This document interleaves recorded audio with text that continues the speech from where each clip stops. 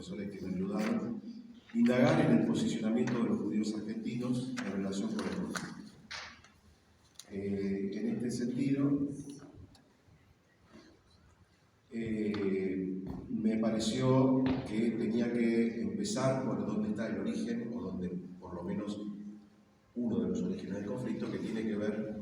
con el antisemitismo en Europa en el siglo XIX, principios del siglo XX,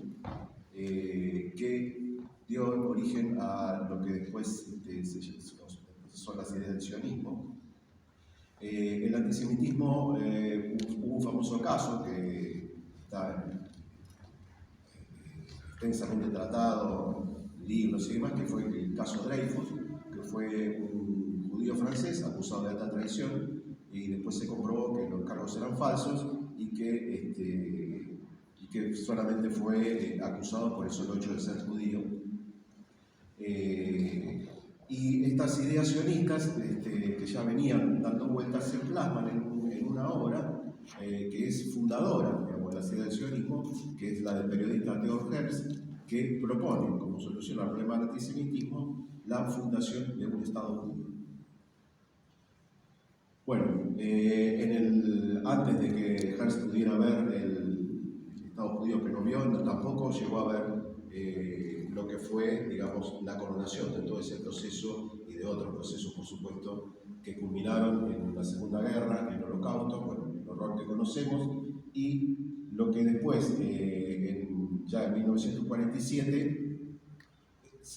a partir de la Resolución de Naciones Unidas, de la partición del territorio de Palestina y la concreción de dos estados, uno judío y otro árabe, que dio lugar ahí sí ya a lo que conocemos como el conflicto árabe-israelí o palestino-israelí, que dio lugar a diferentes enfrentamientos. La primera guerra de resistencia árabe, que nunca aceptó la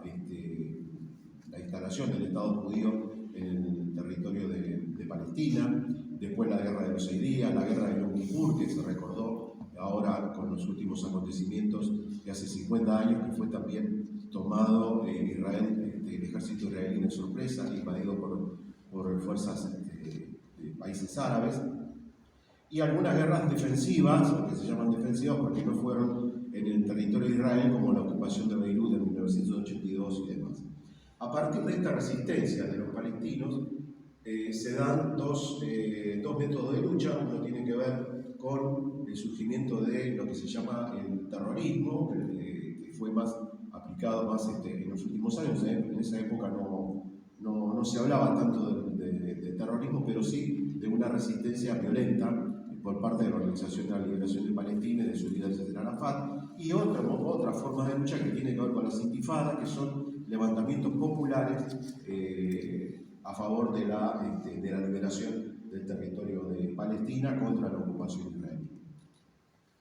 Bueno, acá se ve así, bueno, los diferentes mapas conocidos. Yo decidí ponerlos porque son bastante ilustrativos de cómo se fue modificando los límites del territorio. Esto todavía aún hoy está modificado mucho más, porque no se ven, por ejemplo, los asentamientos de los colonos israelíes que están en el territorio de Cisjordania, que son unos cuantos miles y que viven alrededor de 600.000 israelíes en esos asentamientos. En cuanto al estado de la cuestión, lo que yo pude ver es que es muy profusa la bibliografía que hay en relación al conflicto, sobre todo en Argentina. Hay muchísimos autores que tratan, pero lo que yo vi es que todos los que por lo menos yo tuve acceso y pude leer, tratan diferentes momentos, diferentes hechos, diferentes posicionamientos. Por ejemplo, cómo reaccionó el Partido Comunista ante determinado hecho histórico o ante determinada guerra, o qué posicionamiento tuvieron los socialistas o el peronismo, pero no había una obra o una investigación que resumiera el posicionamiento de los judíos de conjunto en todos sus sectores.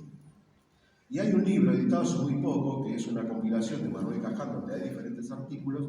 que es lo más completo que se ha encontrado previo a lo que yo quiero investigar a mi proyecto, que es este libro que se ve ahí, que se llama Israel-Palestina, una pasión argentina, y que tiene todos sus artículos, son muy interesantes,